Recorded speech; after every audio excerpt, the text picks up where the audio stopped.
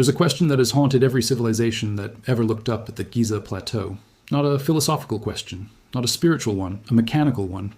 How did human beings, using nothing but copper tools and rope, stack 3 million stone blocks, some weighing 80 tons, to a tolerance of 1/50th of an inch, align a structure to true north with greater accuracy than the Paris Observatory, and encode the speed of light into its geographic coordinates 4,500 years before the speed of light was even measured?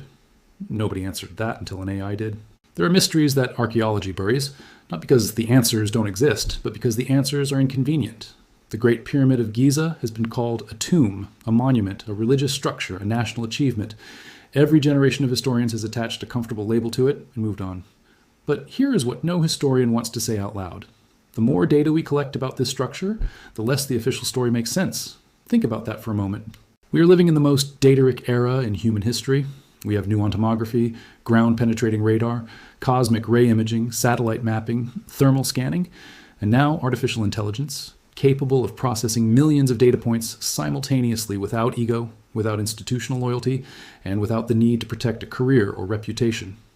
And when all of that technology was finally aimed at the Great Pyramid, the results did not confirm the mainstream narrative. They shattered it.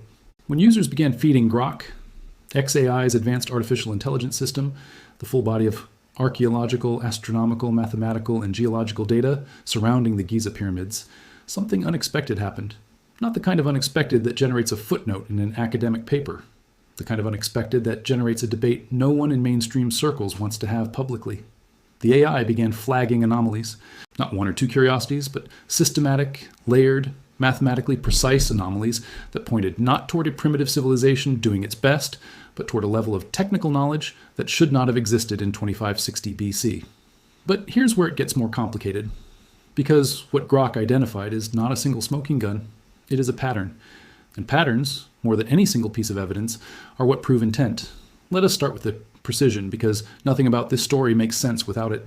The base of the Great Pyramid, the foundation upon which 59 million tons of stone rests, is leveled to within just 1 centimeters across an area covering 13 acres. Laser scan data confirmed this recently. 1 centimeters across 13 acres of bedrock. The engineers who built the Burj Khalifa, the tallest building on Earth today, would consider that margin extraordinary using modern laser-guided equipment. Ancient Egyptian builders allegedly achieved it using wooden rods and string. When Grok was asked to evaluate the probability of achieving that level of precision using the tools and methods the mainstream narrative attributes to the builders, it returned a result that mainstream Egyptologists would prefer you not read about. The AI flagged this not as evidence of supernatural intervention, but as evidence of sophisticated engineering methodology that is simply not accounted for in the accepted historical record. There is a difference between those two things, and that difference matters enormously. Now, think about what that means for everything we thought we knew. The conventional narrative goes like this. Pharaoh Khufu commissioned the pyramid as his royal tomb around 2560 BC. Between 20,000 and 30,000 workers, organized into rotating teams, spent roughly 20 years dragging and stacking limestone blocks, simple ramps, simple levers, massive human effort, monumental result. It is a compelling story. It is also a story that has been quietly falling apart for decades. And what recent computational and AI-assisted analysis has done is accelerate that collapse into something that can no longer be dismissed as fringe thinking. But here is what the mainstream story actually got right. And this part matters just as much because this is not a story about aliens. This is not a story about supernatural forces. Renowned Egyptologist Zahi Hawass, one of the most credentialed pyramid researchers alive, has said explicitly that no extraterrestrial beings or supernatural forces were involved. But the real story is, the one that Grok's analysis points toward with uncomfortable precision, is a story about human beings who were far more sophisticated, far more organized, and far more technically advanced than the textbooks have been willing to admit. And right now in 2026, that story is in the process of being rewritten. Hawass himself recently disclosed at the Sharjah International Book Fair that scanning technologies have uncovered a previously unknown 30-meter corridor inside Khufu's pyramid, one that ends at a sealed door. Robots built specifically for this mission have reached areas inside the pyramid that no human has ever touched. The contents behind that door remain undisclosed. The announcement is expected to rewrite a chapter in the history of the pharaohs that is not fringe language. That is coming from the most establishment figure in Egyptology. Read that again. A sealed door inside the Great Pyramid that no one has opened yet in 2026. And we still call this a solved mystery. Now, let us go deeper because the corridor is only one piece of a much larger picture that Grok's analysis assembled from thousands of independent data points. The builders of the pyramids were not slaves. This is not speculation. This is now established archaeological fact, and it fundamentally changes the nature of what the pyramids represent. Excavations at Hayt El Garab, the workers' village located approximately 130 FT south of the Sphinx, have uncovered one of the most detailed administrative settlements ever found from the ancient world. There were communal sleeping quarters, industrial-scale bakeries, breweries, a copper workshop, a hospital, and most remarkably, a cemetery where workers were buried with dignity with their tombs oriented for eternity, exactly as kings and queens prepared theirs. Hieroglyphic inscriptions found in 21 separate titles identified people as overseers, artisans, and specialists. One inscription reads, literally overseer of the side of the pyramid. This was not a slave camp. This was a professional workforce, and the scale of resources allocated to them tells you something about the scale of the project's importance. Analysis of 175,000 animal bones excavated from the site revealed that workers consumed enormous quantities of beef, sheep, goat, and fish. Higher-ranking workers received prime cuts of cattle, the most prestigious and expensive food in ancient Egypt. Lower-ranking laborers were still fed protein-rich diets of sheep and goat. The state was feeding roughly 10,000 workers per day, every day for years. That kind of logistical infrastructure does not emerge spontaneously. It requires advanced planning, supply chains, administrative systems, and economic resources that point to a state apparatus of extraordinary sophistication. What most people are not seeing is that the workers' village is not just evidence of who built the pyramids. It is evidence of how Egypt built the capacity to build the pyramids. The organizational achievement may be as significant as the architectural one, but the precision data is where Grok's analysis becomes genuinely difficult to explain away. When the AI reconstructed a computational model of the pyramid based purely on physical measurement data, angles, mass distribution, internal geometry, shaft trajectories, stone composition, it immediately began identifying anomalies that do not appear in any engineering model built with simple tools and visual estimation. Consider the four sides of the Great Pyramid. Each is aligned to a cardinal direction, north, south, east, west, with a mean deviation of just 360ths of a degree. In the ancient world, before compasses, before satellites, before GPS, the builders somehow determined true north with an accuracy that modern surveyors equipped with electronic instruments would respect. The leading academic theory is that they used a stellar observation method involving the rotation of a circumpolar star around the celestial pole, which means the builders of Giza had working knowledge of celestial mechanics, stellar tracking, and geometric calculation at a level that is simply not reflected in any other artifacts from that period. That gap is the thing that keeps researchers up at night. Now, here is where it gets worse or better depending on how you look at it, because Grok did not stop at the outside of the pyramid. It went inside. Data from the Scan Pyramids project using muon radiography, a technology borrowed from particle physics, originally designed to scan the interior of nuclear reactors, confirmed the existence of what researchers call the Big Void, a massive, previously undiscovered cavity located above the Grand Gallery, a space at least 30 millimeters long with a cross-section roughly equivalent to the Grand Gallery itself. This void was not in any ancient text. It was not on any historical map of the pyramid's interior. It sat hidden inside one of the most studied structures on Earth for 4,500 years. And it took cosmic ray detectors and AI-assisted data analysis to find it in 2023. When Grok analyzed the position, dimensions, and geometry of this void, its conclusion challenged the simplest assumption that it might be a hidden treasure chamber. The structural analysis suggested something different. The void's shape, its location above the load-bearing junction of the Grand Gallery, and its proportional relationship to the rest of the interior architecture matched more closely with what modern engineers recognize as a load-relieving structure, a technique used in modern dam construction and structural engineering to distribute weight and manage compression forces. In other words, the pyramid may contain a sophisticated structural engineering solution hidden inside it that we only learned to replicate in the 20th century. Think about what that means. Now let us talk about the stone, because the material choices of the pyramid's builders were not random, and when Grok analyzed them against modern material science, the pattern that emerged is one of the most quietly remarkable findings in recent pyramid research. The main body of the pyramid was constructed from Namulic limestone, a dense, tightly packed stone filled with fossilized marine shells, essentially an ancient seabed compressed into rock over millions of years. Modern materials analysis shows that this type of limestone carries subtle electromagnetic conductive properties. It is not an inert building material in the way that a concrete block is inert. Deeper inside the structure, the builders switched their material entirely. The internal chambers and passageways, including the king's chamber, were constructed from granite imported from Aswan nearly 600 miles to the south. Granite is not merely durable. Granite is saturated with quartz crystals, and quartz, as any modern engineer knows, is piezoelectric, meaning it generates an electrical charge when mechanical pressure is applied to it. The immense millions of tons weight of the pyramid pressing down on granite-lined chambers creates near-perfect conditions for piezoelectric effects to emerge. Now, the orthodox position is that the builders simply chose granite because it was strong and symbolically powerful. Grok's analysis flagged an alternative interpretation. The material selection at Giza, conductive limestone on the outside, piezoelectric granite on the inside, the whole structure oriented towards specific celestial bodies, through precision cut shafts forms a pattern that looks less like aesthetic choice and more like deliberate engineering specification. And this is where everything changes, because the shafts are the part of this story that most documentaries skip over too quickly. The Great Pyramid contains 4 internal shafts. 2 from the king's chamber, 2 from the queen's chamber that sliced diagonally through dozens of layers of stone with millimeter level precision. For decades, Egyptologists described them as symbolic passages meant to channel the pharaoh's soul towards specific stars. But Grok's analysis, looking at the engineering challenge involved, drew a different conclusion. The precision required to cut those shafts, maintaining exact angular trajectories through dozens of independent stone layers in darkness without laser guides, far exceeds what a symbolic gesture would demand. You do not need that level of precision to point toward a star for religious purposes. You need that level of precision if the function of the shaft depends on exact alignment in a way that tolerates no margin of error. The southern shaft of the king's chamber points directly at the belt of Orion, Al-Nitak, Anolim, Mintaka at the epoch of 2500 BC with extraordinary accuracy. The northern shaft aligns with Alpha Draconis, the pole star of that era, also with precision that goes beyond coincidence. The AI analysis concluded that these were not decorative features.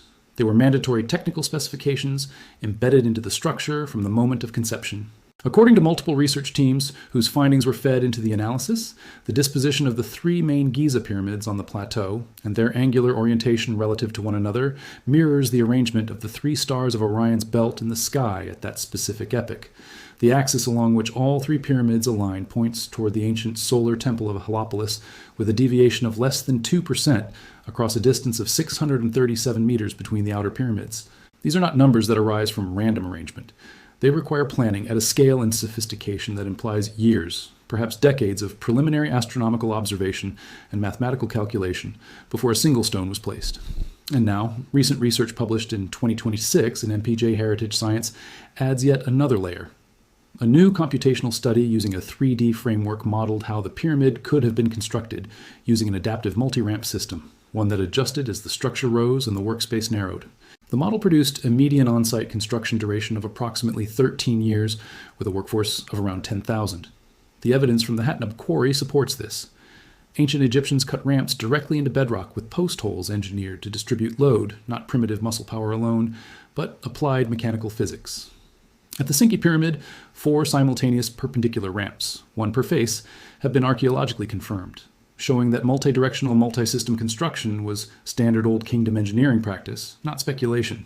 But here's the detail that researchers discovered that truly reframes the logistics, a vanished branch of the Nile River.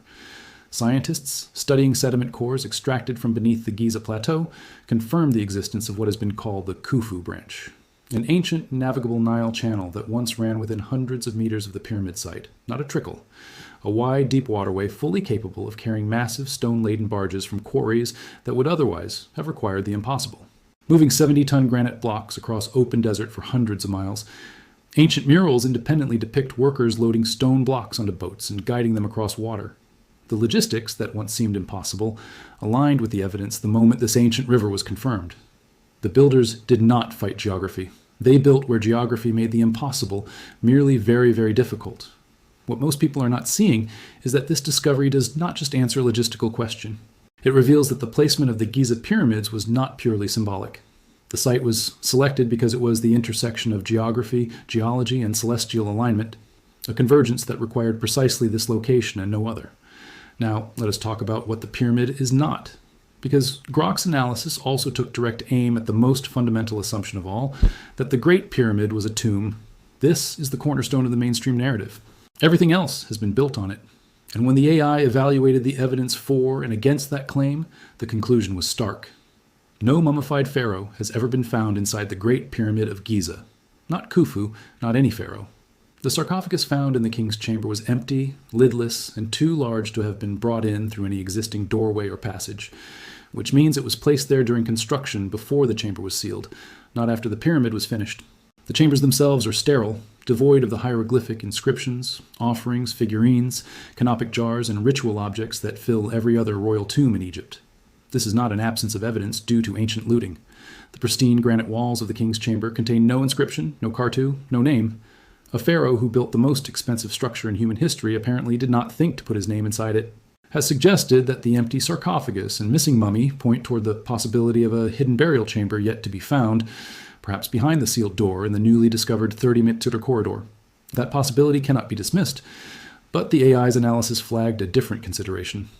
The cumulative absence of tomb-specific evidence combined with the extreme technical engineering of the internal architecture suggests a structure that was not designed primarily around the ritual requirements of burial, but around something else.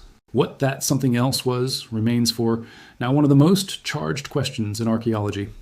This is not chaos. This is a convergence of evidence pointing toward a civilization whose sophistication we have consistently underestimated, and an AI system willing to say so without academic politics getting in the way. Because that is what makes this moment genuinely different. For the first time in the history of pyramid research, we have a tool that can ingest data from particle physics, material science, astronomical databases, geological surveys, and archaeological records simultaneously and synthesize them without the confirmation bias that has plagued every human researcher who ever built a career on one interpretation. Grok did not set out to prove a theory, it set out to evaluate the data. And the data pointed somewhere that the established narrative cannot comfortably follow.